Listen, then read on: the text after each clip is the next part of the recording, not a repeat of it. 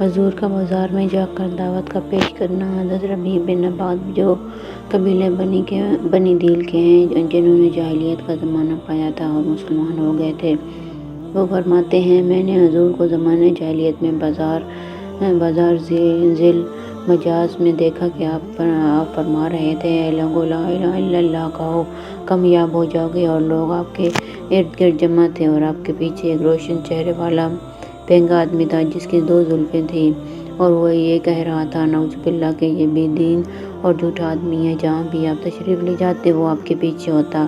میں نے اس آدمی کے بارے میں پوچھا یہ کون ہے؟ لوگوں نے بتایا کہ ان کا چچا ابو لہب ہے۔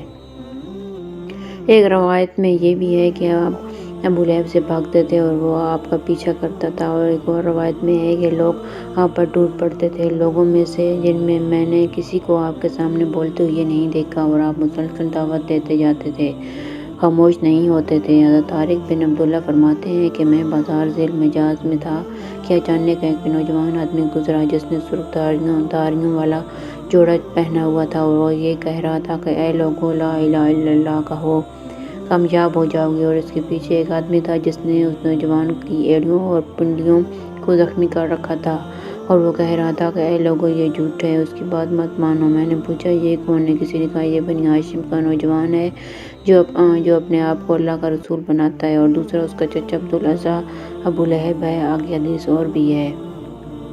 بنی مالک بن کنانہ کے ایک آدمی بیان کرتے ہیں کہ میں نے حضور کو بازار ذیل مجاز میں پھرتے ہوئے دیکھا، فرما رہے تھے اے لوگو لا الہ الا اللہ کہو کامیاب ہو جاؤ گے۔ وہ صاحب کہتے ہیں ابو جہل آپ پر مٹی پھینکتا اور کہتا خیال رکھنا یہ آدمی تمہیں تمہارے دین سے ہٹا نہ دے، یہ تو چاہتا ہے کہ تم اپنے خداؤں کو اور لات و عزا کو چھوڑ دو، اور حضور اس کی طرف کوئی متوجہ نہ فرماتے تھے۔ راوی کہتے ہیں کہ میں نے عرض کیا کہ آپ حضور کا حلیہ اور اس وقت کی حالت بیان کر دیں۔ انہوں نے کہا کہ حضور نے دو سرخ دھاریوں والی چادریں پہنی ہوئی تھیں، آپ کا قد درمیانہ اور جسم بھرا ہوا اور چہرہ انتہائی حسین، اور بال بہت کالے اور آپ خود بہت گورے چٹے تھے، آپ کے بال پورے اور گنجا تھے، اور قبائل پر دعوت پیش کرنے کے باب میں حضور کا بازار ایاز میں دعوت دینا پہلے گزر چکا ہے، حضور کا اپنے قریبی رشتہ داروں پر دعوت کو پیش کرنا۔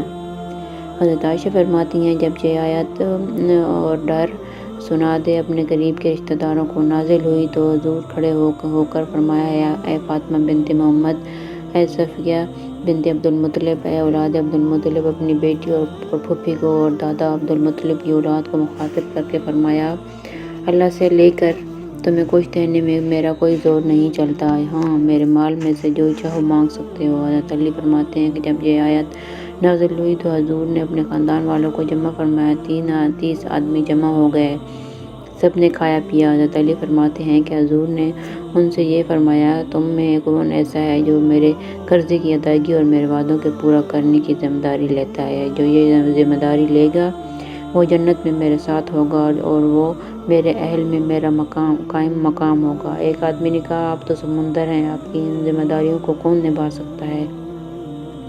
اس کے بعد آپ نے اس بات کو 3 مرتبہ پیش فرمایا۔ حضرت علی فرماتے ہیں کہ آپ نے یہ بات اپنے گھر والوں پر بھی پیش کی، اس پر حضرت علی نے کہا میں تیار ہوں۔ حضرت علی فرماتے ہیں کہ حضور نے بنی عبد المطلب کو جمع کیا یا آپ نے ان کو بلایا، اور یہ ایسے لوگ تھے کہ ان میں سے ہر ایک کا ایک سالم بکرا کھا جاتا تھا، اور 3 سائے یعنی 10.5 سیر تک پی جاتا تھا، لیکن آپ نے ان کے لیے ایک مد 14 چٹانگ کھانا تیار کیا، انہوں نے خوب سیر ہو کر کھانا کھایا، آپ کا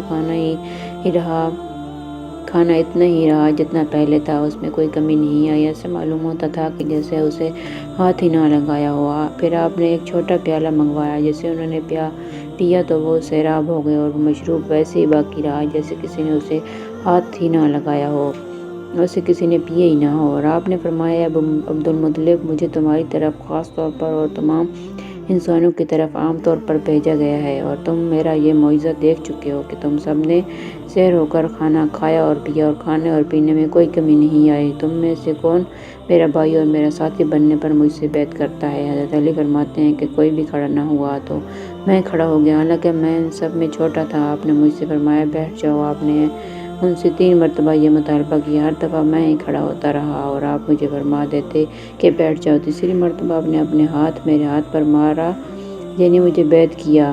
حضرت علی فرماتے ہیں کہ جب یہ آیت نازل ہوئی تو آپ نے فرمایا، اے علی، بکری کی ایک دستی کا سالن بنا لو اور ایک سائے یعنی 3.5 سیر آٹے کی روٹیاں تیار کر لو اور بنی ہاشم کو میرے پاس بلا لاؤ۔ اس وقت بنی ہاشم کی تعداد 40 یا 39 تھی۔ حضرت علی فرماتے ہیں، بنی ہاشم کے جمع ہونے کے بعد حضور نے کھانا منگوا کر ان کے سامنے رکھ دیا۔ سب نے سیر ہو کر کھانا کھایا، حالانکہ میں نے بعض ایسے بھی تھے جو اکیلا ہی سالن بکرا بنا شوربے کے کھا جائے۔ پھر آپ نے ان کو دودھ کا پیالہ دیا، سب نے اس کو پیا اور سب سیراب ہو گئے۔ تو ان میں سے ایک نے کہا، ہم نے آج جیسا جادو کبھی نہیں دیکھا۔ لوگوں کا خیال ہے کہ یہ کہنے والا ابو لہب تھا۔ دوسرے دن حضور نے فرمایا، اے علی، بکری کی ایک دستی کا سالن بنا لو اور ایک سائے یعنی 3.5 سیر آٹے کی روٹیاں تیار کر لو اور دودھ کا ایک بڑا پیالہ تیار کر لو۔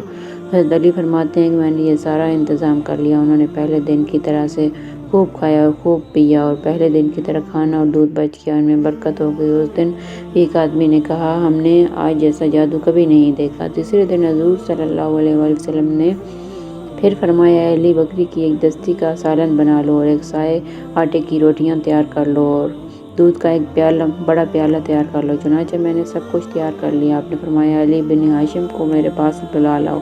میں ان سب کو بلا لایا، ان سب نے کھایا اور پیا۔ حضور نے ان کے کچھ کہنے سے پہلے ہی گفتگو شروع فرما دی اور فرمایا، تم میں سے کون ایسا ہے جو میرے قرضے کی ادائیگی کی ذمہ داری لیتا ہے؟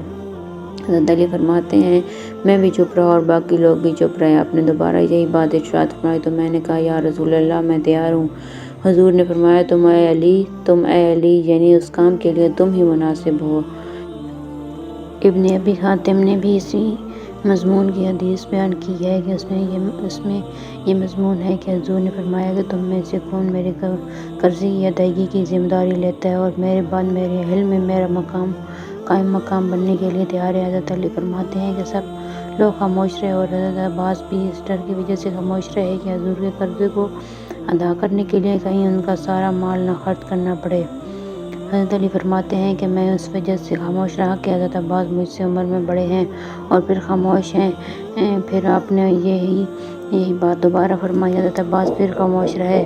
جب میں نے یہ دیکھا تو میں نے کہا، یا رسول اللہ، میں تیار ہوں۔ حضرت علی فرماتے ہیں، میں اس ذمہ داری کے لیے تیار تو ہو گیا، لیکن میری شکل و صورت سب سے خستہ تھی اور میری آنکھیں چندائی ہوئی تھی، پیٹ بڑا تھا، ٹانگیں پتلی تھیں اور یہی حدیث مجمع پر دعوت پیش کرنے کے باب میں ابن عباس کی روایت ہے اور ایک طرح یہ گزر چکی ہے۔ حضور صلی اللہ علیہ وآلہ وسلم کا سفر میں دعوت کو پیش فرمانا۔ حضرت سعید رہبر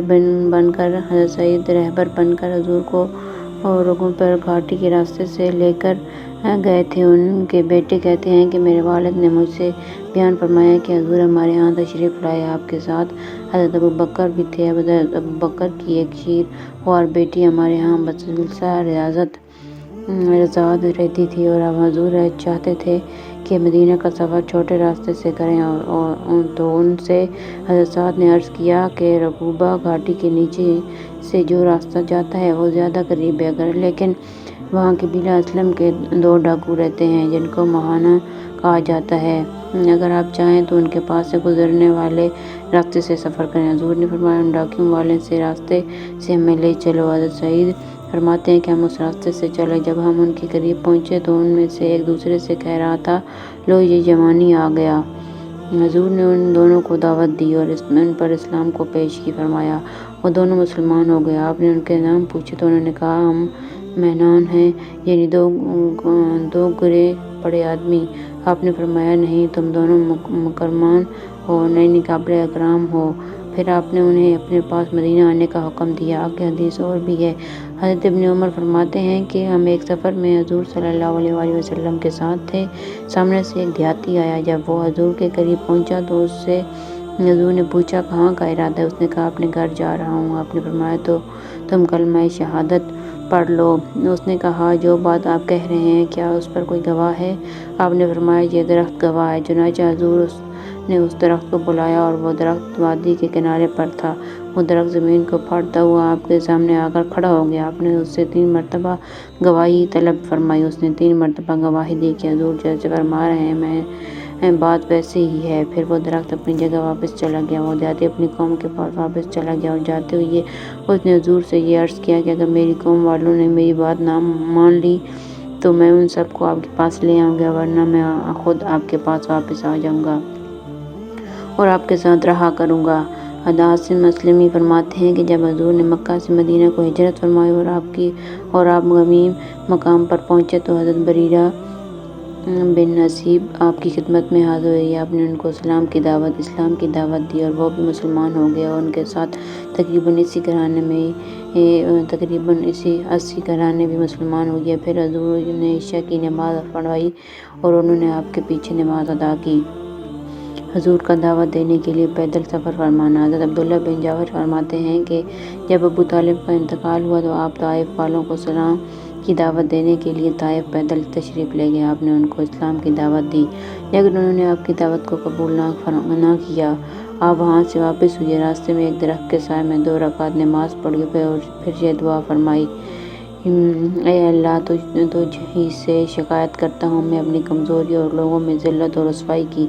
اے رحمان رحیم، تو مجھے کس کے حوالے کرتا ہے؟ کسی ایسے دشمن کے جو مجھے دیکھ کر ترش روح ہوتا ہے اور منہ چڑھاتا ہے، یہ ایسے رشتہ دار کے جس کو تو نے مجھ پر قابو دے دیا۔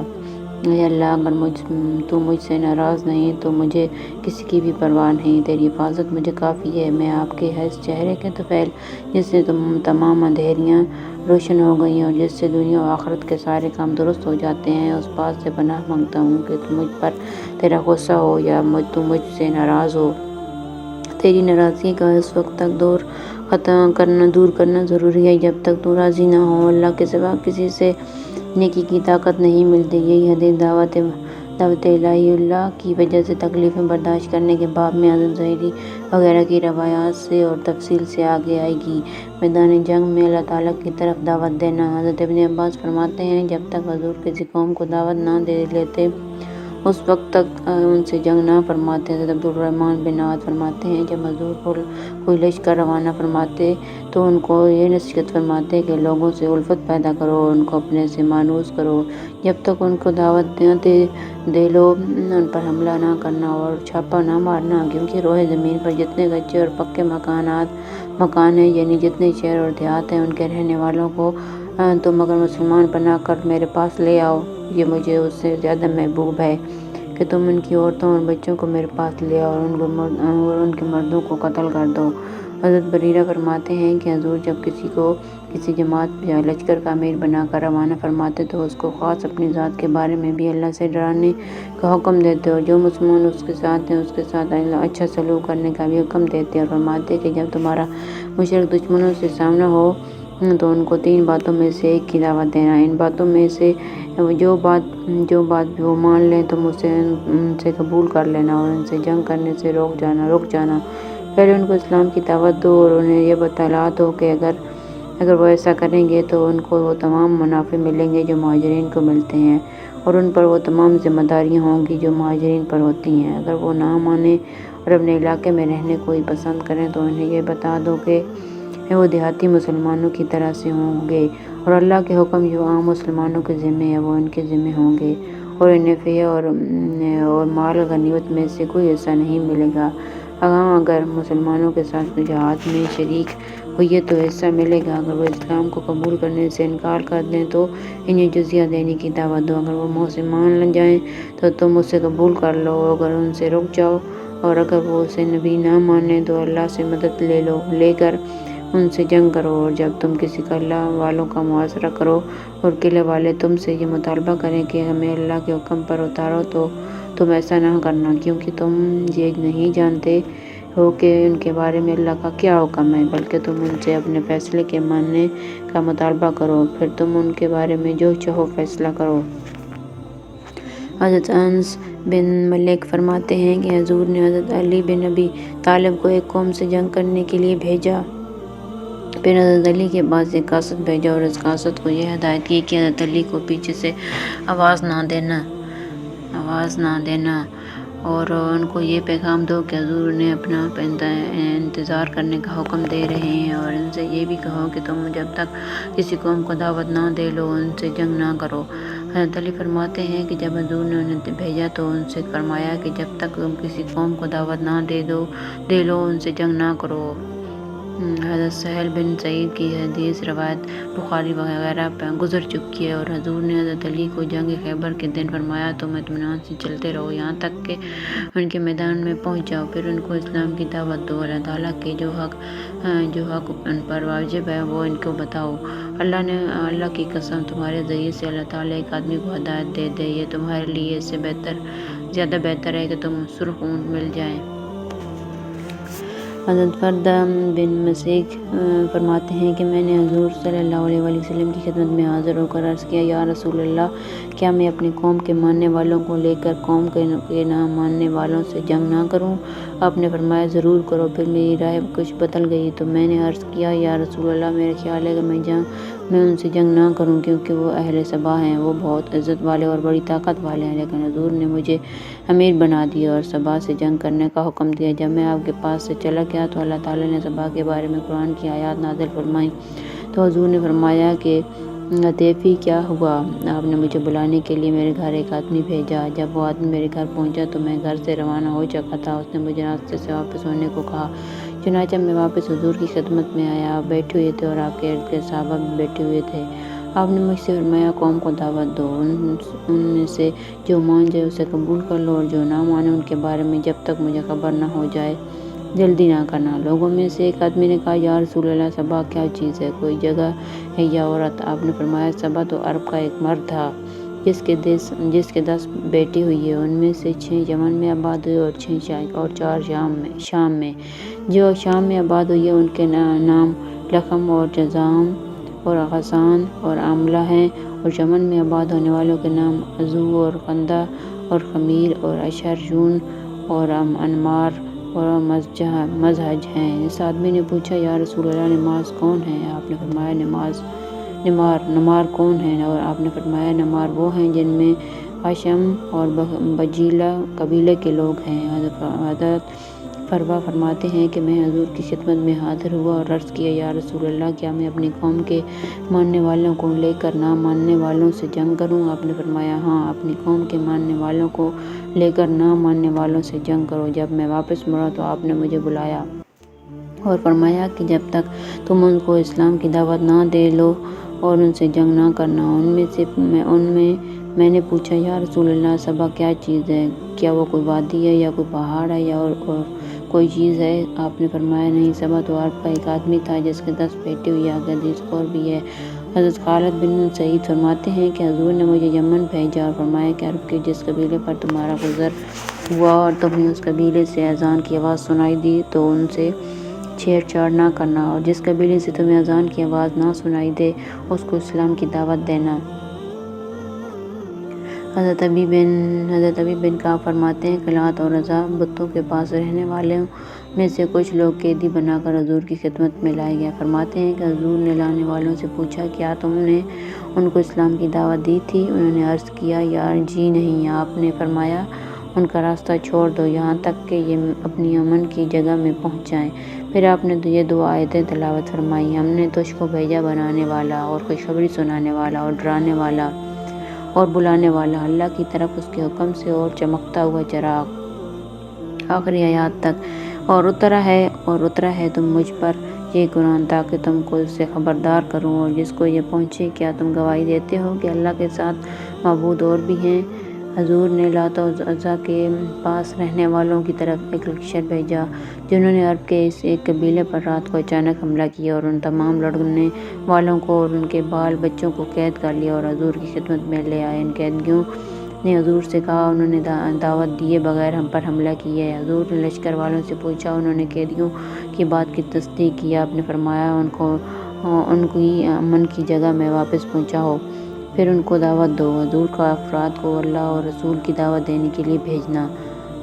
حضرت عروہ بن زبیر فرماتے ہیں کہ جب انصار نے حضور کی بات سن لی اور اس پر انہیں یقین آ گیا تو ان کے دل آپ کی دعوت سے پوری طرح مطمئن ہو گئے، تو انہوں نے آپ کی تصدیق کی اور آپ پر ایمان لیا، اور یہ لوگ سارے عالم کے لیے بھلائی اور خیر کا سبب بنے، اور انہوں نے اگلے سال موسم حج میں آپ کی خدمت میں حاضر ہونے کا وعدہ کیا اور اپنی قوم میں واپس چلے گئے اور حضور کی خدمت میں یہ پیغام بھیجا کہ آپ ہمارے پاس اپنے ہاں سے ایک آدمی بھیج دیں جو لوگوں کو کتاب اللہ کی دعوت دے، کیونکہ آدمی کے آنے سے لوگ بات جلدی مان لیں گے۔ تو حضور نے حضرت مصعب بن عمیر کو ان کے ہاں بھیج دیا۔ حضرت مصعب قبیلہ بنو عبدالدار میں سے تھے۔ حضرت مصعب قبیلہ بنی غنم میں حضرت اسد بن زرارہ کے پاس ٹھہرے اور وہ لوگوں کو حضور کی باتیں سناتے اور حضور قرآن شریف پڑھ کر سناتے۔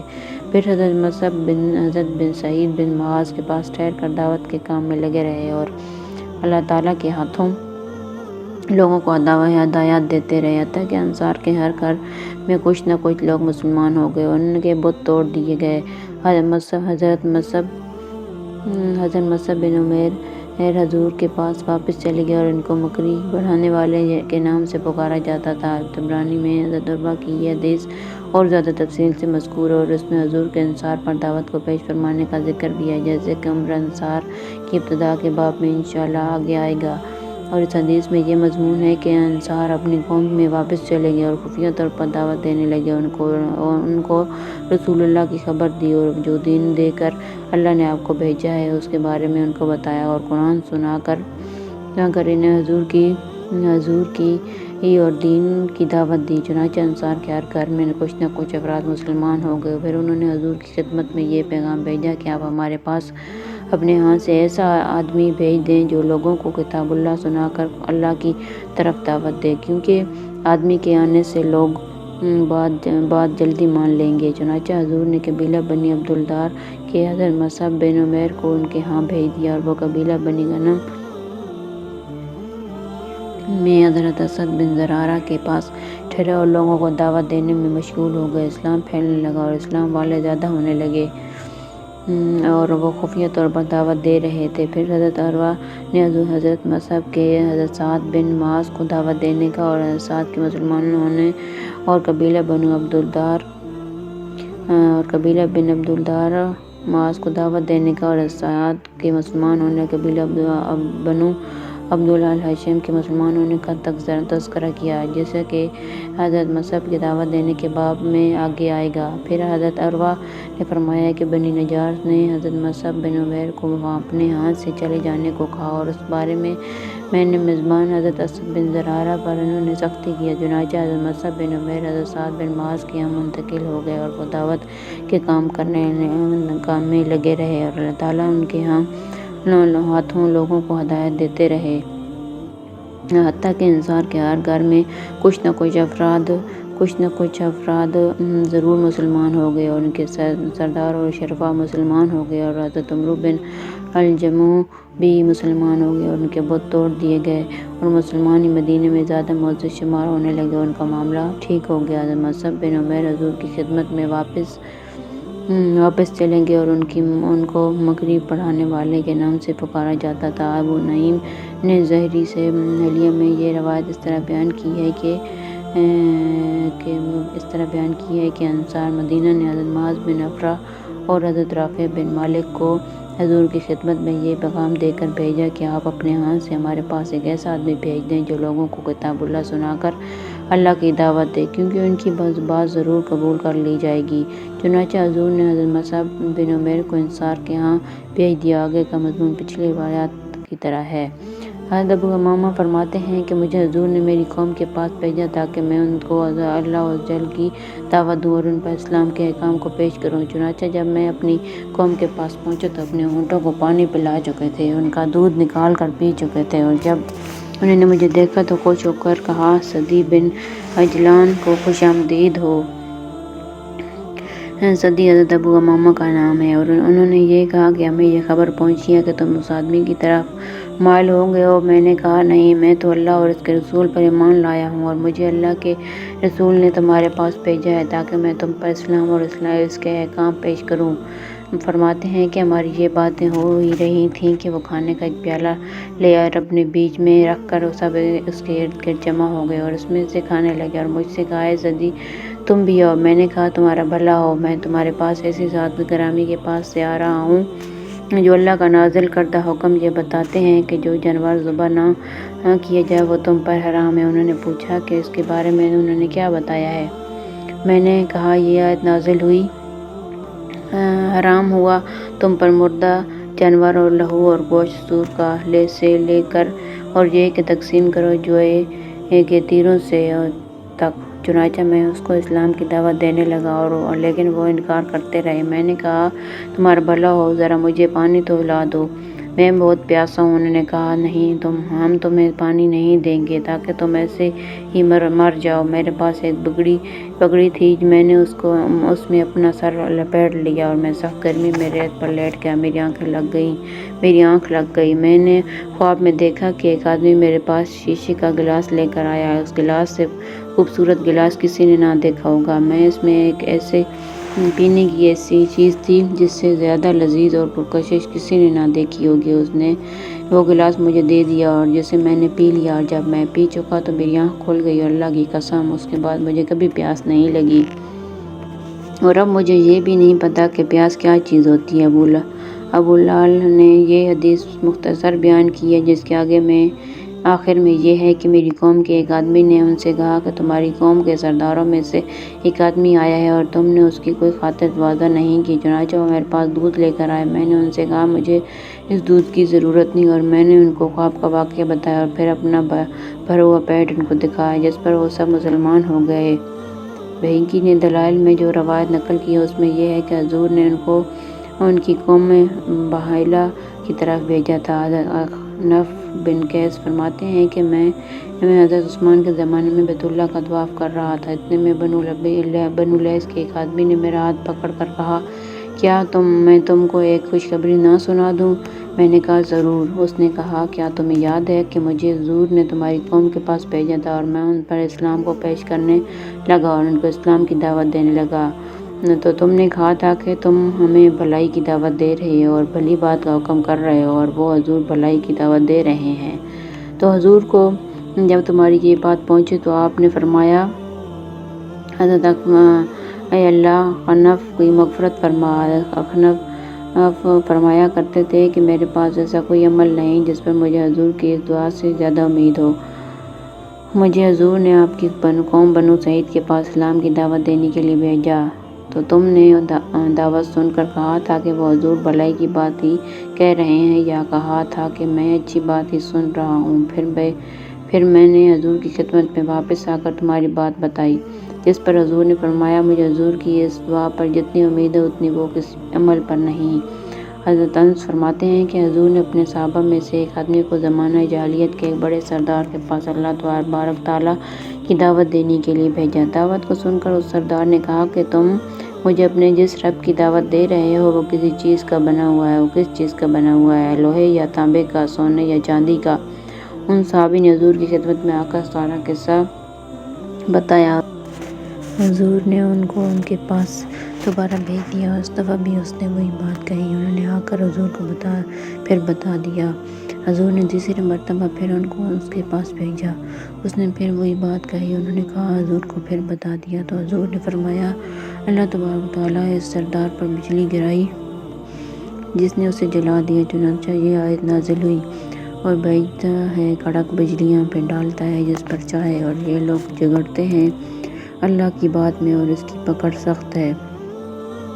ایک حدیث میں جیسی اور جس میں یہ مضمون ہے کہ حضور نے ایک صحابی کو عرب کے فرعونوں میں سے ایک فرعون کی طرف بھیجا، تو ان صحابی نے اس آدمی کے بارے میں یہ کہا کہ یا رسول اللہ، وہ تو فرعون سے بھی زیادہ سرکش ہے۔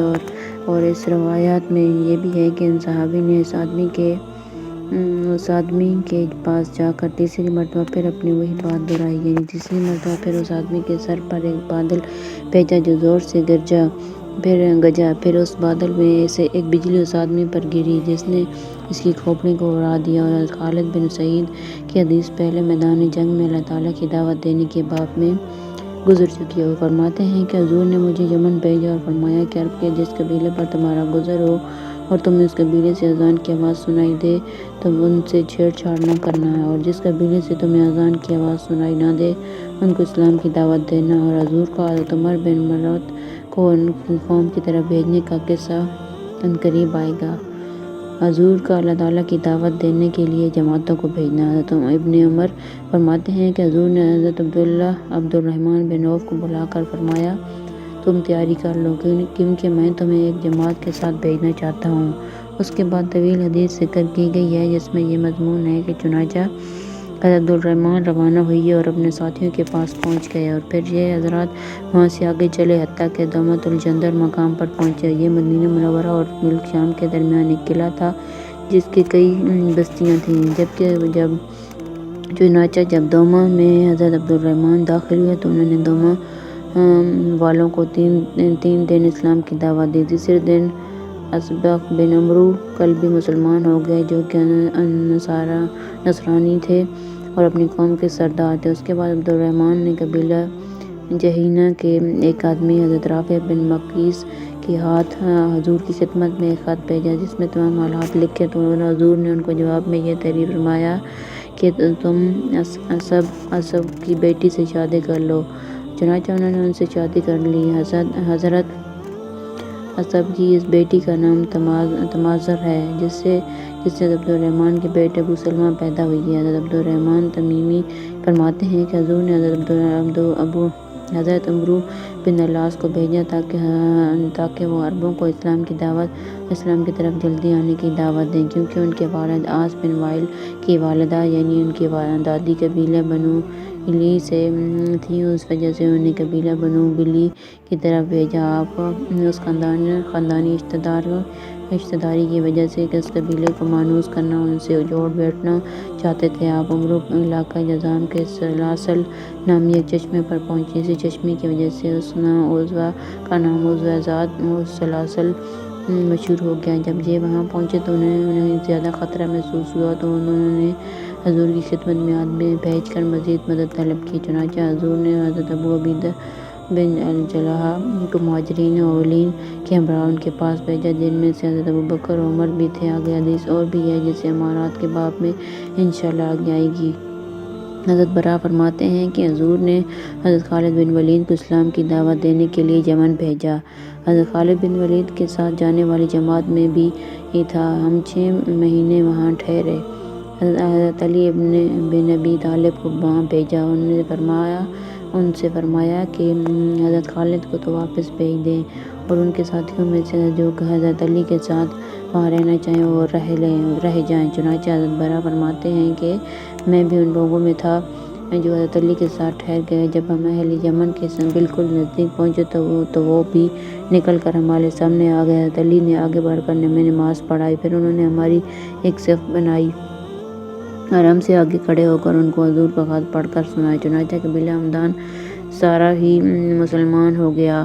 حضرت علی نے حضور کی خدمت میں قبیلہ ہمدان کے مسلمان ہونے کی خوشخبری کا خط بھیجا۔ جب حضور نے وہ خط پڑھا تو خوشی کی وجہ سے فوراً سجدے میں گر گئے۔ پھر آپ نے سجدے سے سر اٹھا کر قبیلہ ہمدان کو دعا دی کہ ہمدان پر سلامتی ہو، ہمدان پر سلامتی ہو۔ حضور نے حضرت خالد بن ولید کو بنو حارث بن کعب کے پاس نجران بھیجا اور ان سے فرمایا کہ قبیلہ بنو حارث سے لڑنے سے پہلے ان کو 3 دن اسلام کی دعوت دینا، پھر اگر وہ اسلام کی دعوت کو قبول کر لیں تو تم بھی ان کے اسلام لانے کی تسلیم کر لینا۔ اور وہ قبیلے بنو حارث کے پاس پہنچ گئے تو حضرت خالد نے ہر طرف سواروں کو گشت کرنے کے لیے بھیج دیا جو یہ کہتے ہوئے اسلام کی دعوت دے رہے تھے کہ اے لوگو اسلام لے آؤ، سلامتی پالو گے۔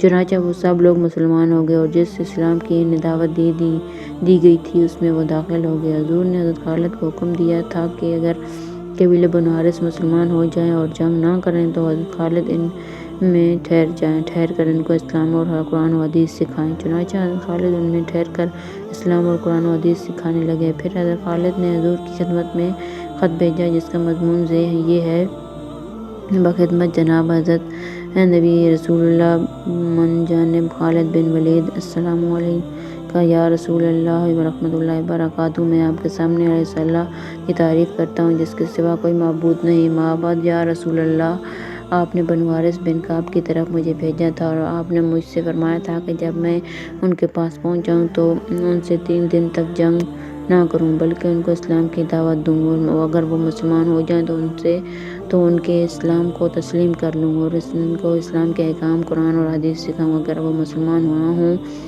تو ان سے جنگ کروں۔ چنانچہ جیسے اللہ کے رسول کا حکم تھا میں نے ان کے پاس پہنچے، ان کو 3 دن اسلام کی دعوت دی اور ان میں گشت کرنے کے لیے سواروں کی جماعتوں کو بھیج دیا جو یوں دعوت دیتے تھے: اے بنو حارث، مسلمان ہو جاؤ، سلامتی پالو گے۔ چنانچہ وہ مسلمان ہو گئے اور انہوں نے جنگ نہیں کی، اور اب میں ان میں ٹھہرا ہوا ہوں اور جن کاموں کے کرنے کا اللہ نے ان کو حکم دیا ہے ان کو ان کاموں کا حکم دے رہا ہوں اور اس کو اسلام کے احکام اور حضور کی سنت سکھا رہا ہوں۔ اب آئندہ کیا کرنا ہے میں اس کے بارے میں اللہ کے رسول کے خط کا منتظر ہوں۔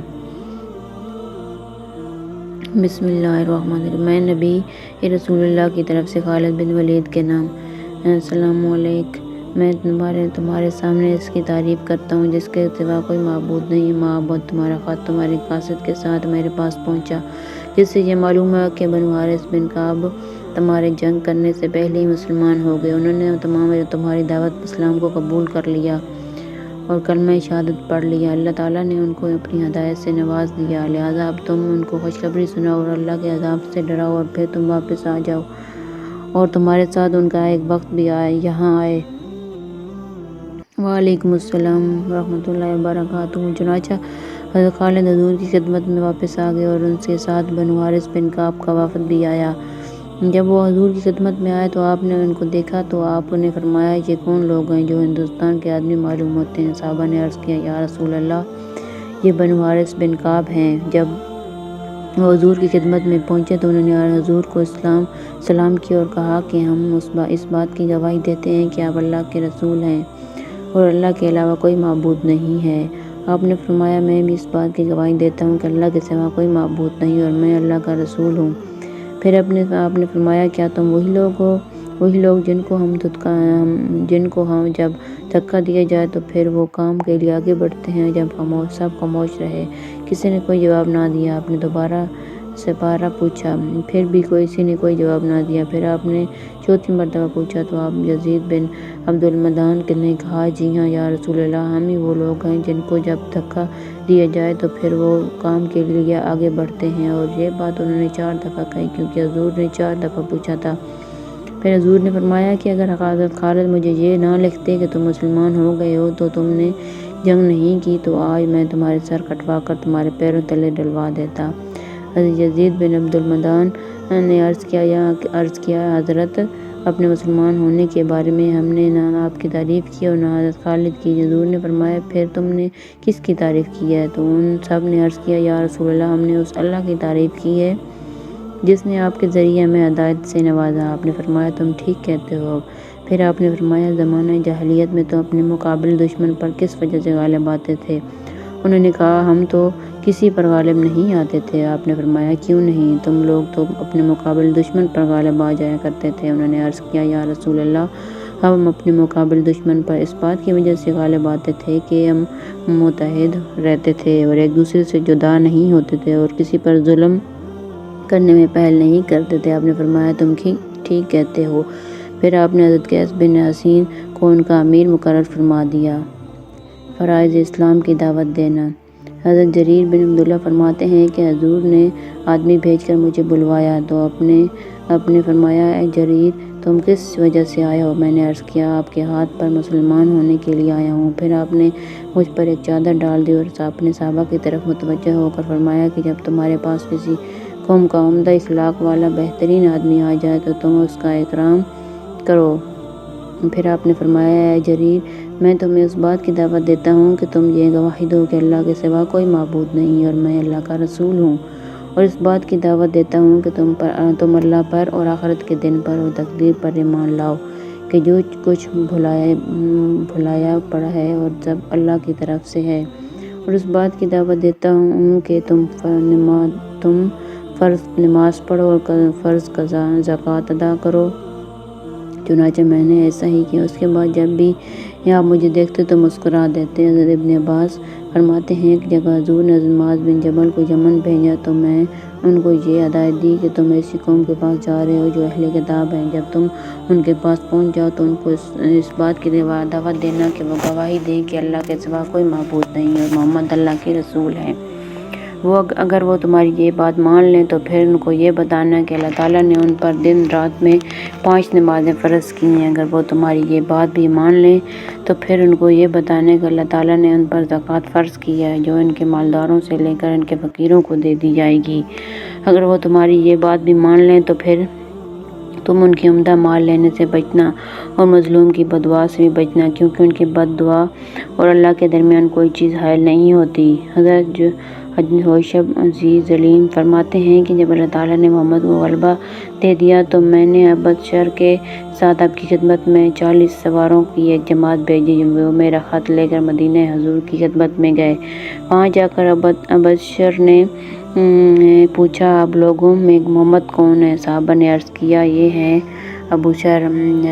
حضور سے عرض کیا، آپ ہمارے پاس کیا کر لے کر آئے ہیں، اور اگر وہ حق ہوگا تو ہم آپ کا اتباع کر لیں گے۔ آپ نے فرمایا، نماز قائم کرو اور زکوٰۃ ادا کرو اور انسانوں کے خون کی حفاظت کرو، امر بالمعروف اور نہی عن المنکر کرو۔ ابشر نے کہا، آپ کی یہ تمام باتیں بہت اچھی ہیں، آپ ہاتھ بڑھائیں تاکہ میں اسلام لانے کے لیے آپ سے بیعت ہو جاؤں۔ آپ نے فرمایا، تمہارا کیا نام ہے؟ انہوں نے کہا، میرا نام ابشر ہے۔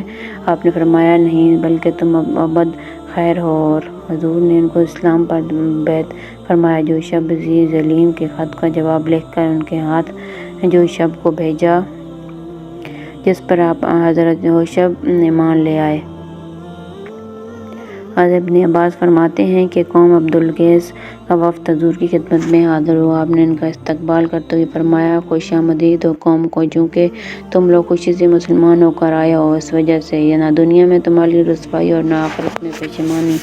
اس وقت نے عرض کیا، یا رسول اللہ، ہمارے اور آپ کے درمیان کفار مضر کا مشہور جنگجو قبیلہ پڑتا ہے، اس وجہ سے ہم آپ کی خدمت میں صرف ان مہینوں میں آ سکتے ہیں جن میں لڑنا حرام ہے، اس لیے آپ ہمیں دین کی مختصر اور موٹی موٹی باتیں بتا دیں جن پر عمل کر کے ہم جنت میں داخل ہو جائیں، اور جو ہمارے قبیلے کے لوگ پیچھے رہ گئے ہیں ان کو ان باتوں کی دعوت دیں۔ آپ نے فرمایا، میں تم کو 4 باتوں کا حکم دیتا ہوں اور 4 باتوں سے روکتا ہوں، اور 4 باتیں جن کا میں تمہیں حکم دیتا ہوں وہ یہ ہیں کہ اللہ پر ایمان لاؤ اور لا الہ الا اللہ کی گواہی دو، اور نماز قائم کرو اور زکوٰۃ ادا کرو اور رمضان کے روزے رکھو، اور 5ویں بات یہ کہ مال غنیمت میں سے 5واں حصہ اللہ اور رسول کو دیا کرو، اور جن 4 چیزوں سے روکتا ہوں وہ کدو کے تنبے اور درخت کی کھوکھلی جڑوں سے بنائے ہوئے برتن اور روغنی مرتبان اور رال لگائے ہوئے برتن ہیں۔ یہ وہ برتن ہیں جن میں شراب اور نبیذ بنائی جاتی ہے۔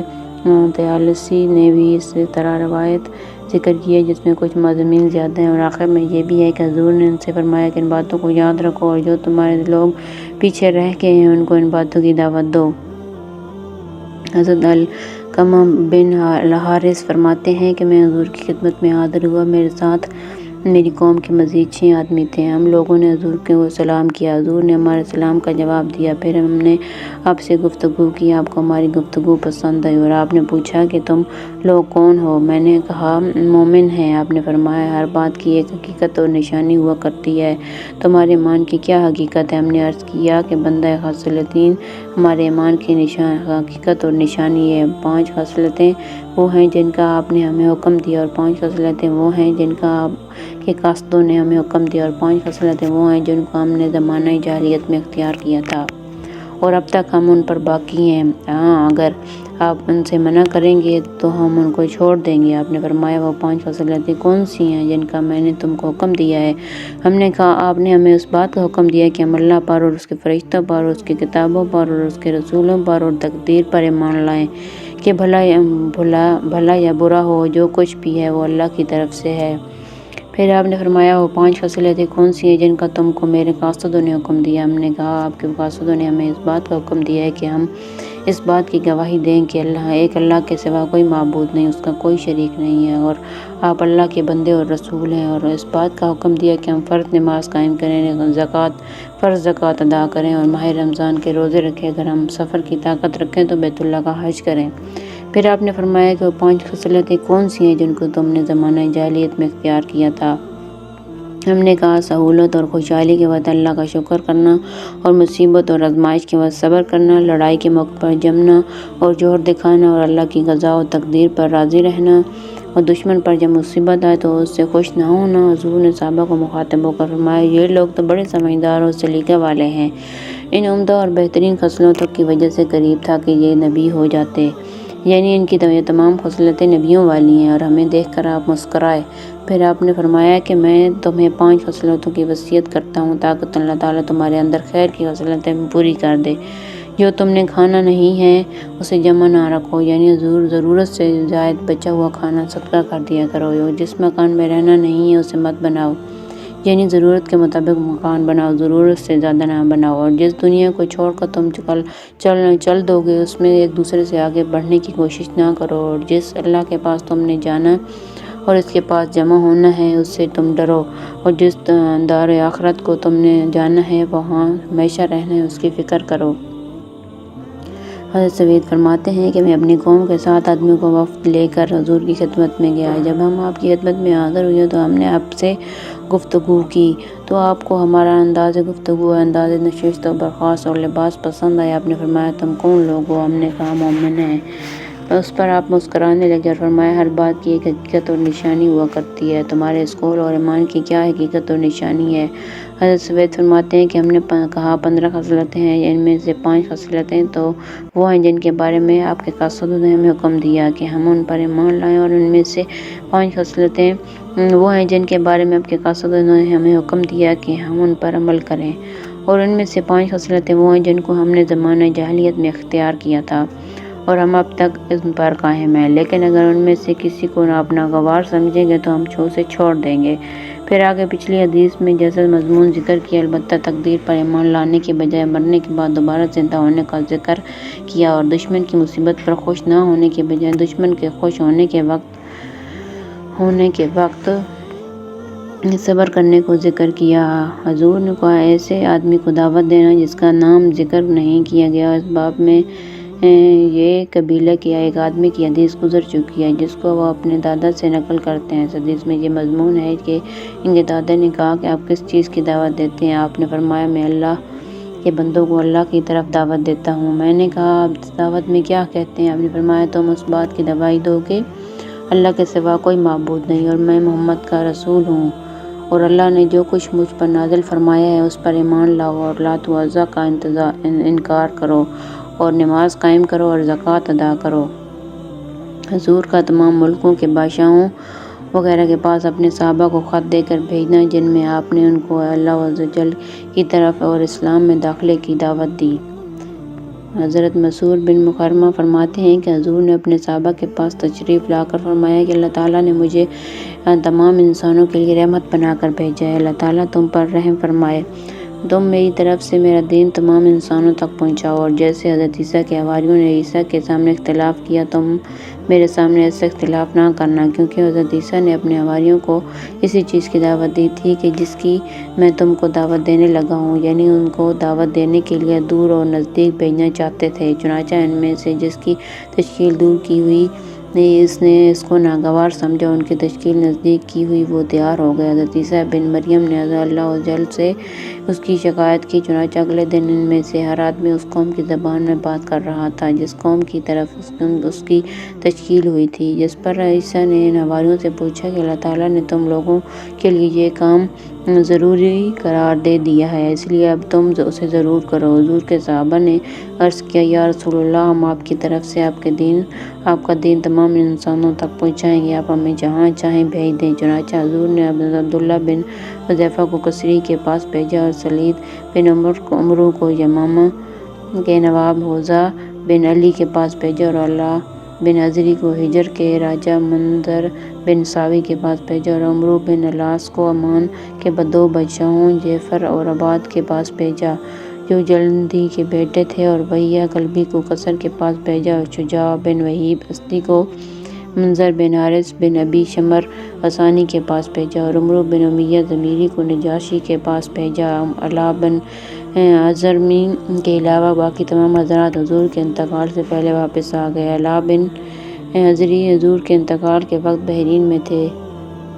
حافظ ابن حجر فرماتے ہیں کہ اصحاب سیر نے یہ اضافہ بھی کیا کہ حضور نے مہاجرین بن ابی امیہ کو حارث بن عبد کلال کے پاس بھیجا اور جریر کو ذی القلاع کے پاس بھیجا اور صائب کو مسلمہ کے پاس بھیجا اور خاطب بن ابی بلتیہ کو مقوس کے پاس بھیجا۔ حضرت انس فرماتے ہیں کہ حضور نے اپنے انتقال سے پہلے کسریٰ اور قیصر اور نجاشی اور ہر سرکش متکبر بادشاہ کو خطوط بھیجے جن میں ان کو اللہ جل کی طرف دعوت دی اور یہ وہ نجاشی نہیں ہے جس کی آپ نے نماز جنازہ پڑھی تھی۔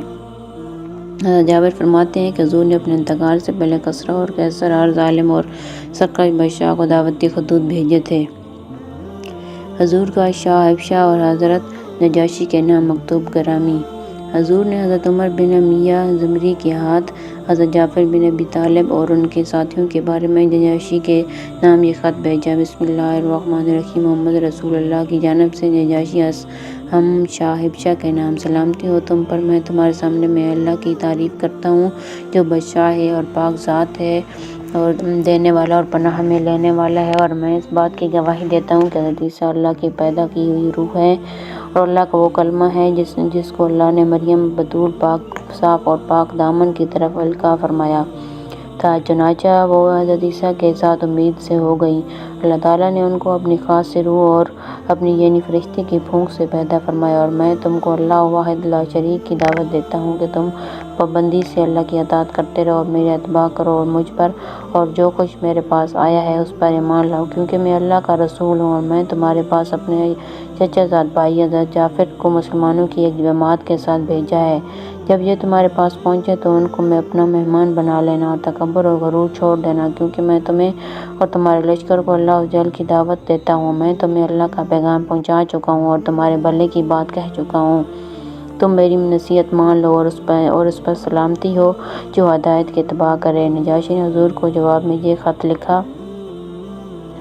اے اللہ کے نبی، اللہ کی طرف سے آپ پر سلامتی ہو، رحمت ہو اور برکتیں ہوں، اس ذات کی کے علاوہ کوئی معبود نہیں جس نے مجھے اسلام کی دعوت ہدایت پر عطا فرمائی۔ یا رسول اللہ، آپ کا گرامی نامہ مجھے ملا، اس میں آپ نے حضرت عیسیٰ کے کچھ صفات کا تذکرہ فرمایا ہے۔ آسمان اور زمین کے رب کی قسم، آپ نے حضرت عیسیٰ کے بارے میں جو کچھ ذکر فرمایا، عیسیٰ کا مرتبہ اس سے ذرا بھر بھی زیادہ نہیں ہے۔ جو پیغام آپ نے ہمارے پاس بھیجا ہے ہم نے اسے اچھی طرح سمجھ لیا، ہم نے آپ کے چچا زاد بھائی اور ان کے ساتھیوں کی اچھی طرح میزبانی کی ہے، اور میں اس بات کی گواہی دیتا ہوں کہ آپ اللہ کے رسول ہیں اور آپ کی تصدیق کی گئی ہے کہ میں آپ سے بیعت کرتا ہوں اور میں آپ کے چچا زاد بھائی سے بیعت ہو چکا ہوں اور میں ان کے ہاتھوں مسلمان ہو چکا ہوں، اللہ رب العالمین کا فرمانبردار بن چکا ہوں۔ اے اللہ کے نبی، میں آپ کے پاس اپنے بیٹے ارحا بن اسہم بن ابجر کو بھیج رہا ہوں، کیونکہ مجھے صرف اپنی جان پر ہی پورا اختیار ہے۔ یا رسول اللہ،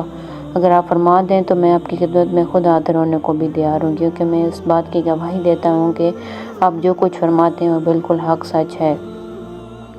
حضور کا شاہ روم قیصر کے نام مکتوب گرامی۔ حضرت وحیہ کلبی فرماتے ہیں کہ مجھے حضور نے خط دے کر قیصر کے پاس بھیجا، اور میں نے قیصر کے پاس پہنچ کر اس سے حضور کا خط دیا۔ اس کے پاس اس کا بھتیجا بیٹھا ہوا تھا جس کا رنگ سرخ اور آنکھیں نیلی اور بال بالکل سیدھے تھے۔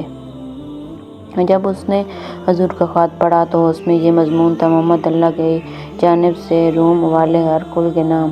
حضرت دحیہ فرماتے ہیں کہ اتنا پڑھ کر اس کا بھتیجا زور سے گڑایا اور گرج کر کہا کہ یہ خط آج ہرگز نہیں پڑھا جائے گا۔ قیصر نے پوچھا کیوں؟ اس نے کہا اس وجہ سے کہ ایک تو اس نے خط اپنے نام سے شروع کیا ہے اور دوسرا یہ کہ آپ کو روم والا لکھا ہے اور شاہ روم نہیں لکھا۔ قیصر نے کہا نہیں، تمہیں یہ خط ضرور پڑھنا پڑے گا۔ جب اس نے سارا خط پڑھ کر سنایا اور تمام درباری قیصر کے پاس چلے گئے اور قیصر نے مجھے اپنے پاس بلایا، اور جو پادری مدار المہام اور خلص مجبر تھا اس نے پیغام بھیج کر بلایا۔ لوگوں نے بھی اس پادری کو ساری باتیں بتائیں اور قیصر نے بھی بتائیں اور اسے حضور کا خط پڑھنے کے لیے دیا تو اس پادری نے قیصر سے کہا یہ تو وہی شخص ہے جس کا ہم انتظار کر رہے تھے اور جن کی ہم کو عیسیٰ نے بشارت دی تھی۔ قیصر نے پادری سے کہا میرے بارے میں آپ کا کیا حکم ہے؟ پادری نے جواب دیا، میں تو اس کی تصدیق کروں گا اور اس کی اتباع کروں گا۔ قیصر نے اس سے کہا، اگر میں ایسا کروں تو میری بادشاہیت چلی جائے گی۔ اس کے بعد ہم قیصر کے پاس سے باہر نکل آئے۔ حضرت ابو سفیان ان دونوں تجارت کے لیے وہاں آئے ہوئے تھے۔ ان کو بلا کر قیصر نے ان سے پوچھا کہ جو آدمی تمہارے ہاں ظاہر ہوا ہے وہ کیسا ہے؟ ابو سفیان نے جواب دیا، ان کا خاندان ایسا اونچا ہے کہ کوئی خاندان اس سے بڑا ہوا نہیں ہے۔ قیصر نے کہا، یہ نبوت کی نشانی ہے۔ پھر اس سے پوچھا کہ اس کی سچائی کس درجے کی ہے؟ ابو سفیان نے جواب دیا، انہوں نے کبھی جھوٹ نہیں بولا۔ تو قیصر نے کہا کہ یہ بھی نبوت کی نشانی ہے۔ پھر قیصر نے پوچھا، ذرا یہ تو بتاؤ کہ تمہارے ساتھیوں میں سے جو ان سے جا ملتا ہے کیا وہ تمہاری طرف واپس آتا ہے؟ ابو سفیان نے کہا، نہیں۔ قیصر نے کہا، یہ بھی نبوت کی ایک علامت ہے۔ پھر قیصر نے پوچھا کہ جب وہ اپنے ساتھیوں کو لے کر جنگ کرتے ہیں تو کیا کبھی وہ پسپا بھی ہو جاتے ہیں؟ ابو سفیان نے کہا، ہاں، ان کی قوم نے ان سے کئی مرتبہ جنگ کی ہے، کبھی وہ شکست دے دیتے ہیں، کبھی ان کو شکست ہو جاتی ہے۔ قیصر نے کہا، یہ بھی نبوت کی نشانی ہے۔ حضرت ویہ فرماتے ہیں کہ پھر قیصر نے مجھے بلایا اور کہا کہ اپنے ساتھی کو میرا پیغام بھیج دینا کہ میں اچھی طرح جانتا ہوں کہ وہ نبی ہیں، لیکن میں اپنی بادشاہیت نہیں چھوڑ سکتا۔ حضرت ویہ فرماتے ہیں کہ میں پادری کا یہ ہوا کہ لوگ ہر اتوار کو ان کے پاس جمع ہوتے تھے اور وہ باہر ان کے پاس آ کر ان کو واعظ و نصیحت کیا کرتا تھا۔ اب جب اتوار کا دن آیا تو وہ باہر نہ نکلا اور اگلے اتوار تک وہ اندر ہی بیٹھا رہا، اور اس دوران میں اس کے پاس آتا جاتا رہا۔ وہ مجھ سے باتیں کیا کرتا اور مختلف سوال کرتا رہتا۔ جب اگلا اتوار آیا تو لوگوں نے ان کے باہر آنے کا بڑا انتظار کیا، لیکن وہ باہر نہ آیا بلکہ بیماری کا عذر کر دیا۔ تو اس نے ایسا کئی مرتبہ کیا۔ پھر تو لوگوں نے اس کے پاس یہ پیغام بھیجا، تو تم ہمارے پاس باہر آؤ، نہیں تو ہم زبردستی اندر آ کر تم کو قتل کر دیں گے۔ ہم لوگ تو تجھے اسی دن سے بدلہ ہوا پاتے ہیں جب سے یہ عربی آدمی آیا ہے۔ تو پادری نے مجھ سے کہا، میرا یہ خط لے لو اور اپنے نبی کو جا کر یہ خط دے دینا، ان کو میرا سلام کہنا، ان کو یہ بتا دینا کہ میں اس بات کی گواہی دیتا ہوں کہ اللہ کے سوا کوئی معبود نہیں اور محمد اللہ کے رسول ہیں، اور یہ بھی بتا دینا کہ میں ان پر ایمان لا چکا ہوں اور ان کو سچا مان چکا ہوں اور میں اس کا اتباع کر چکا ہوں، اور یہ بھی بتا دینا کہ یہاں والوں کو میرا ایمان لانا برا لگا ہے، اور جو کوئی تم دیکھ رہے ہو وہ بھی ان کو پہنچا دینا۔ اس کے بعد وہ پادری باہر نکلا تو لوگوں نے اسے شہید کر دیا۔ بعض اہل علم کہتے ہیں کہ ہرقل نے حضرت ویہ سے کہا کہ تمہارا بھلا ہو، اللہ کی قسم مجھے پورا یقین ہے کہ تمہارے حضرت اللہ کے بھیجے ہوئے نبی ہیں، اور یہ وہی ہیں جن کا ہم انتظار کر رہے تھے۔ ان کا تذکرہ ہم اپنی کتاب میں پاتے تھے، لیکن مجھے رومیوں سے اپنی جان کا خطرہ ہے۔ اگر یہ خطرہ نہ ہوتا تو میں ان کا ضرور اتباع کر لیتا۔ تم زغاتر پادری کے پاس جاؤ اور اپنے حضرت کی بات ان کے سامنے رکھو، کیونکہ ملک روم میں وہ مجھ سے بڑا ہے، اس کی بات زیادہ چلتی ہے۔ چنانچہ حضرت ویہ نے اسے جا کر ساری بات بتائی۔ تو اس نے حضرت ویہ سے کہا کہ اللہ کی قسم تمہارے حضرت واقعی اللہ کے بھیجے ہوئے نبی ہیں، ہم ان کو ان صفات اور ان کے نام سے جانتے ہیں۔ پھر وہ اندر گیا اور اپنے کپڑے اتارے اور سفید کپڑے پہنے اور باہر اہل روم کے پاس آیا اور کلمہ شہادت پڑھا، اور وہ سب اس پر بل پڑے اور اسے شہید کر دیا۔ حضرت سعید بن ابی راشد فرماتے ہیں کہ بنو قبیلہ تنوع کے جس آدمی کو ہرقل نے اپنا قاصد بنا کر حضور کی خدمت میں بھیجا تھا، اس نے اس آدمی کو قمص میں دیکھا۔ وہ بڑا پڑوسی تھا، وہ بہت بوڑھا مرنے کے قریب پہنچ چکا تھا۔ میں نے اس سے کہا کہ ہرقل نے حضور کو یہ پیغام بھیجا تھا کہ پھر حضور نے ہرقل کو جو جواب بھیجا تھا کہ آپ مجھے اس کے بارے نہیں بتاتے؟ اس نے کہا، ضرور حضور تبوک تشریف لائے ہوئے تھے تو آپ نے دیت کلبی کو ہرقل کے پاس بھیجا۔ جب حضور کا خط ہرقل کو ملا تو اس نے روم کے چھوٹے بڑے تمام پادریوں کو بلایا اور ان کو اپنے دربار میں جمع کر کے سب دروازے بند کروا دیے، اور اس نے کہا کہ یہ آدمی یعنی حضور وہاں آ پہنچا ہے جہاں تم دیکھ رہے ہو، یعنی تبوک میں، اور اس نے مجھے خط بھیجا ہے اور جس میں اس نے مجھے 3 باتوں کی دعوت دی ہے، اور میں اس کے دین کا اتباع کر لوں یا ہم اسے جزیہ ادا کریں، اور یہ ملک اور زمین ہمارے پاس رہے یا ہم اس سے جنگ کے لیے تیار ہو جائیں۔ اللہ کی قسم تم آسمانی کتابوں کو پڑھ کر معلوم کر چکے ہو کہ یہ آدمی میرے قدموں کے نیچے کی زمین پر ضرور قبضہ کرے گا، اس لیے آؤ یا تو ہم اس کے دین کا اتباع کر لیں یا ہم اپنے ملک اور زمین بچا کر اس کو جزیہ دینے لگ جائیں۔ یہ سن کر وہ سب ایک آواز گھر آئے اور اپنے آپے سے باہر ہو کر اپنی ٹوپیاں اتار پھینک کے اور کہنے لگے کہ تم ہمیں اس بات کی دعوت دیتے ہو کہ ہم نصرانیت کو چھوڑ دیں یا ہم اس عربی کے غلام بن جائیں جو حجاز سے آیا ہے۔ جب ہرقل نے یہ محسوس کیا کہ جو لوگ اگر اسی حال میں باہر چلے گئے تو یہ اپنے ساتھیوں کو بغاوت پر آمادہ کر لیں گے اور ملک کا نظام درہم برہم کر دیں گے، تو اس نے ان سے کہا کہ میں نے تم سے یہ بات ضرور اس لیے کہی تھی کہ مجھے پتہ چل جائے کہ تم اپنے دین پر کتنے پکے ہو۔ اس کے بعد اس نے عرب کے تجیب قبیلے کے اس آدمی کو بلایا جو عرب نصاری کا حاکم تھا۔ اس نے کہا کہ ایک آدمی میرے پاس لے آؤ جو بات یاد رکھ سکتا ہو اور عربی زبان جانتا ہو، اسے میں اس آدمی یعنی حضور کے پاس خط کا جواب دے کر بھیجوں گا۔ چنانچہ وہ حاکم میرے پاس آئے، میں ہرقل کے پاس گیا۔ ہرقل نے مجھے حضور کے نام خط دیا اور کہا کہ میرا خط اس آدمی کے پاس لے جاؤ اور اس کی باتوں کو غور سے سننا اور 3 چیزوں کو خاص طور پر یاد رکھنا۔ ایک تو اس کا خیال رکھنا کہ جو خط انہوں نے مجھے لکھا ہے اس کے بارے میں وہ کیا کہتے ہیں، دوسرا اس کا خیال رکھنا جو وہ میرا خط پڑھ کر رات کا ذکر کرتے ہیں یا نہیں، تیسری ان کے پشت کی طرف غور سے دیکھنا کہ کیا ان کی پشت پر کوئی ایسی خاص چیز ہے جس سے تمہیں شک پڑے۔ چنانچہ میں ہرقل کا خط لے کر تبوک پہنچا تو حضور ایک چشمے کے کنارے اپنے صحابہ کے درمیان بیٹھے ہوئے تھے۔ تو میں نے پوچھا، آپ لوگوں کے حضرت کہاں ہیں؟ مجھے بتایا گیا کہ یہی تو ہیں۔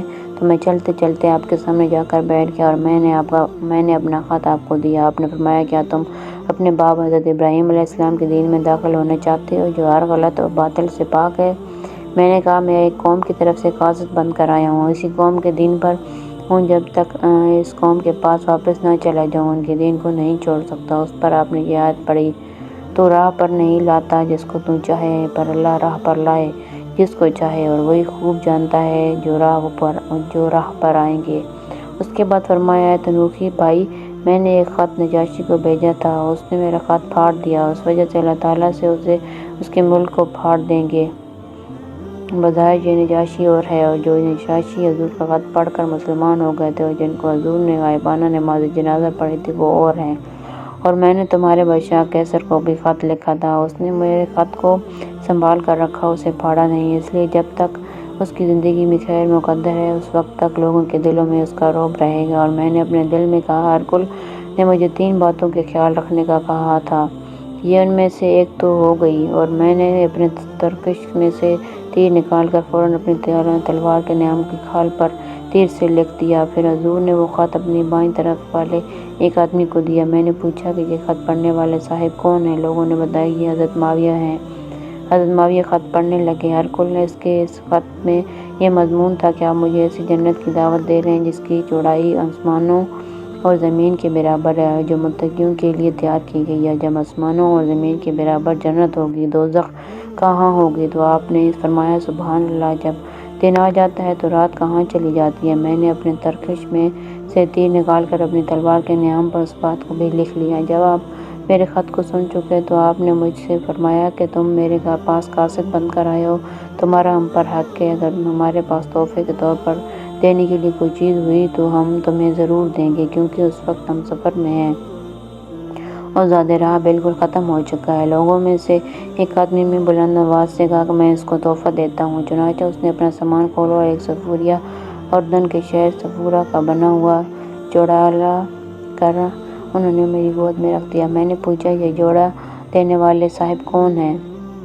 مجھے بتایا گیا کہ یہ حضرت عثمان ہیں۔ پھر انہوں نے فرمایا، اس قاصد کو کون اپنا مہمان بنائے گا؟ ایک نوجوان انصاری نے کہا، میں بناؤں گا۔ وہ انصاری کھڑے ہوئے تو میں بھی ان کے ساتھ کھڑا ہو گیا۔ جب میں آپ کی مجلس سے باہر چلا گیا تو آپ نے مجھے آواز دی، اے تنوخی بھائی، تو میں واپس آیا تو آپ کے سامنے پہلے جہاں بیٹھا ہوا تھا وہاں آ کر کھڑا ہو گیا۔ آپ نے اپنی پشت مبارک سے چادر اتار دی اور فرمایا، جو کام تم کو کہا گیا تھا وہ کام تم ادھر آ کر لو، یعنی مہر نبوت دیکھ لو۔ میں گھوم کر حضور کے پشت کی طرف گیا، مجھے کندھے کی نرم ہڈی پر مہر نبوت نظر آئی جو کبوتر کے انڈے کے برابر تھی۔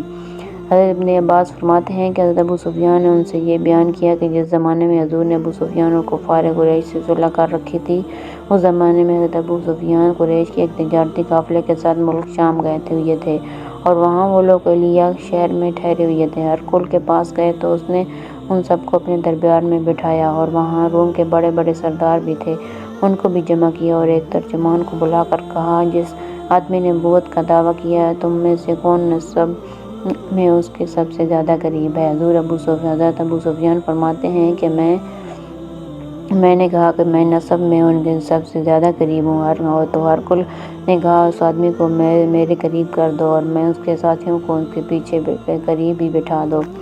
پھر اس نے اپنے ترجمان سے کہا کہ ان سے یہ کہو کہ میں نبوت کا دعویٰ کرنے والے آدمی کے بارے میں ان سے یعنی ابو سفیان سے پوچھوں گا کہ اگر یہ مجھ سے غلط بیانی کرے تو تم فوراً ٹوک دینا۔ حضرت ابو سفیان فرماتے ہیں کہ اللہ کی قسم اگر مجھے یہ خطرہ نہ ہوتا کہ میرے ساتھی مجھے جھوٹا مجبور کر دیں گے تو میں حضور کے بارے میں اس دن ضرور غلط بیانی سے کام لے لیتا۔ پھر ہرقل نے مجھ سے سب سے پہلے یہ سوال کیا کہ اس آدمی کا تمہارے میں نسب کیا ہے؟ میں نے کہا وہ ہمارے میں بڑے نسب والا ہے۔ پھر اس نے پوچھا کیا اس سے پہلے تم میں کسی اور نے بھی یہ دعویٰ کیا ہے؟ میں نے کہا نہیں۔ پھر اس نے پوچھا کیا اس کے آباء و اجداد میں کوئی بچہ گزرا ہے؟ میں نے کہا نہیں۔ پھر اس نے پوچھا کہ کیا بڑے اور طاقتور لوگوں نے اس کا اتباع کیا ہے یا چھوٹے اور کمزور لوگوں نے؟ میں نے کہا چھوٹے اور کمزور لوگوں نے۔ پھر اس نے پوچھا ان کے ماننے والوں کی تعداد بڑھ رہی ہے یا گھٹ رہی ہے؟ میں نے کہا بڑھ رہی ہے۔ پھر اس نے پوچھا کیا ان کے ماننے والوں میں سے کوئی ان کے دین میں داخل ہونے کے بعد ان کے دین کو برا سمجھ کر مرتد ہوا؟ میں نے کہا نہیں۔ پھر اس نے پوچھا کیا اس دعوے کرنے سے پہلے تم لوگوں نے کبھی ان پر جھوٹ بولنے کا الزام لگایا تھا؟ میں نے کہا نہیں۔ پھر اس نے پوچھا کیا کبھی وہ معاہدے کی خلاف ورزی کرتے ہیں؟ میں نے کہا نہیں، لیکن آج کل ہمارا ان سے معاہدہ چل رہا ہے، ہمیں پتہ نہیں کہ وہ اس معاہدے کے بارے میں کیا کریں گے۔ حضرت ابو سفیان فرماتے ہیں کہ میں ساری گفتگو میں حضور کے خلاف اس جملے کے علاوہ اور کوئی جملہ نہیں پڑھا سکا۔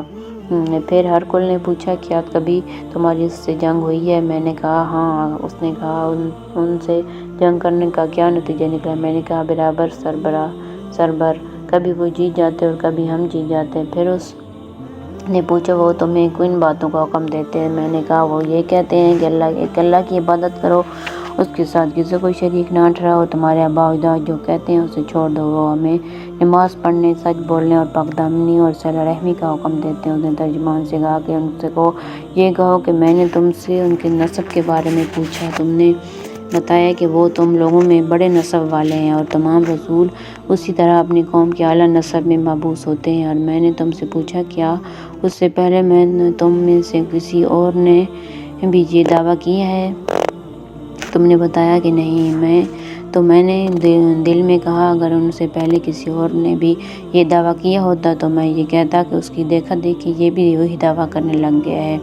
اور میں نے تم سے پوچھا کیا اس کے آباء و اجداد میں کوئی بچہ گزرا ہے؟ تم نے بتایا کہ نہیں۔ اگر ان کے آباء و اجداد میں کوئی بچہ گزرا ہوتا تو میں یہ کہتا کہ یہ آدمی اپنے باپ دادا کی بادشاہیت حاصل کرنا چاہتا ہے۔ اور میں نے تم سے پوچھا کیا اس دعوے کرنے سے پہلے تم لوگوں نے ان پر جھوٹ بولنے کا الزام لگایا تھا؟ تم نے کہا نہیں۔ میں اس سے یہ سمجھا کہ یہ نہیں ہو سکتا کہ ایک آدمی انسانوں کے معاملے میں تو جھوٹ بولنا گوارا نہ کرے اور اللہ کے معاملے میں جھوٹ بول دے۔ اور میں نے تم سے پوچھا کیا بڑے طاقتور لوگوں نے اس کا اتباع کیا اور یہی لوگ شروع میں رسولوں کے ماننے والے ہوتے ہیں؟ اور میں نے تم سے پوچھا کہ تم ان کے ماننے والوں کی تعداد بڑھ رہی ہے یا گھٹ رہی ہے؟ تم نے بتایا کہ بڑھ رہی ہے اور ایمان کی شان یہی ہے یہاں تک کہ پورا ہو۔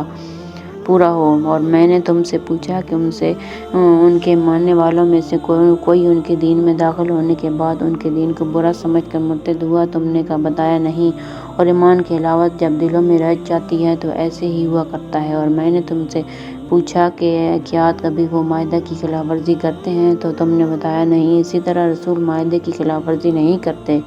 اور میں نے تم سے پوچھا کہ وہ تمہیں کن باتوں کا حکم دیتے ہیں؟ تم نے بتایا کہ وہ تمہیں اس بات کا حکم دیتے ہیں کہ تم اللہ کی عبادت کرو، اس کے ساتھ کسی کو شریک نہ ٹھہراؤ، اور وہ تمہیں بتوں کی عبادت سے روکتے ہیں اور تمہیں سچ بولنے اور نماز پڑھنے اور پاک دامنی کا حکم دیتے ہیں۔ یہ ساری باتیں جو تم نے کہی ہیں اگر یہ سچ ہیں تو یاد رکھو کہ وہ اس جگہ کے بھی مالک ہو کر رہیں گے جو میرے دونوں قدموں کے نیچے ہے۔ مجھے یہ معلوم تھا کہ وہ ظاہر ہونے والے ہیں، لیکن میرا یہ خیال نہیں تھا کہ تم لوگوں میں سے ہوں گے۔ اگر مجھے یہ معلوم ہوتا تھا کہ میں ان تک پہنچ سکتا ہوں تو میں ان کی ملاقات کے لیے سارا زور لگا دیتا، اور اگر میں آپ کے پاس ہوتا تو آپ کے دونوں پیر دھوتا۔ پھر اس نے حضور کا وہ خط منگوایا جو حضرت عطیہ لے کر حاکم بصری کے پاس آئے، اور حاکم بصری نے وہ خط ہرقل تک پہنچایا تھا۔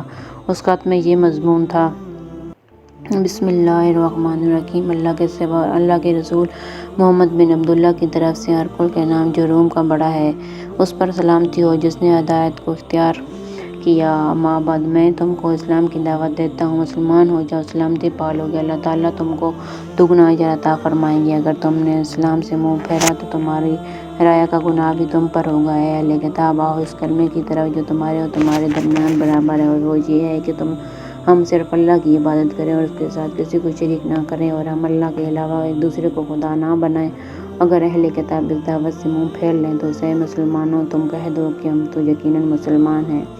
حضرت ابو سفیان فرماتے ہیں کہ جب وہ اپنی بات کہہ چکا اور خط سنا چکا تو اس کی مجلس میں ایک شور و غوغ برپا ہو گیا اور سب لوگ زور زور سے بولنے لگے، تو اس نے ہمیں مجلس سے باہر بھیج دیا۔ اور جب ہم باہر آئے تو میں نے اپنے ساتھیوں سے کہا کہ ابی بن کبشہ کفار مکہ کے حضور کی ابن ابی کبشہ کہا کرتے تھے کہ معاملہ اتنا زوردار ہو گیا کہ بنو الاسفر یعنی رومیوں کا بادشاہ بھی ان سے ڈرنے لگ گیا۔